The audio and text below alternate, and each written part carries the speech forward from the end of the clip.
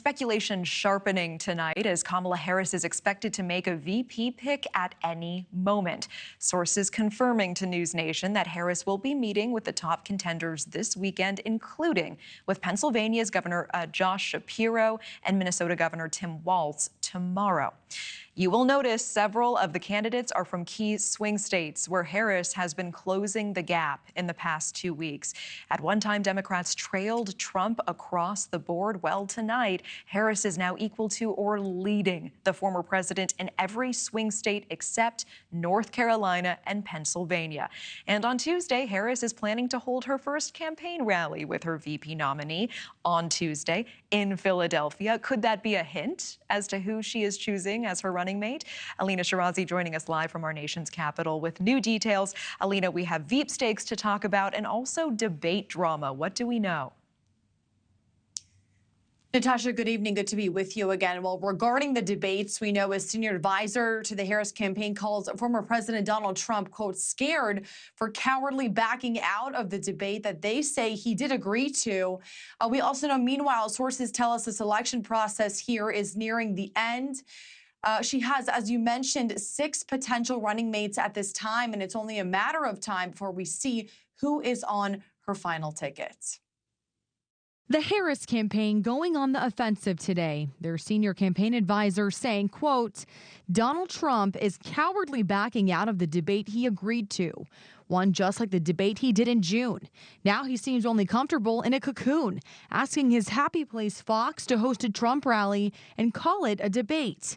Maybe he can only handle debating someone his own age. The list of possible VP picks include Kentucky Governor Andy Beshear, Governor J.B. Pritzker of Illinois, Governor Josh Shapiro of Pennsylvania, and Tim Walz of Minnesota, Senator Mark Kelly of Arizona, and Transportation Secretary Pete Buttigieg. Senator Mark Kelly and Governor Josh Shapiro are viewed as the frontrunners. When you're flying a jet in combat, you learn to make some pretty quick decisions.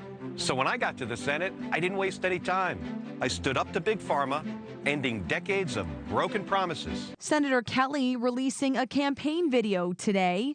While many view his border state status as a potential plus for Harris, some labor groups have called out Kelly's opposition to pro-union laws. It's not freedom to tell people they can go vote, but he's going to pick the winner. That is not freedom, and that is what we have to stop.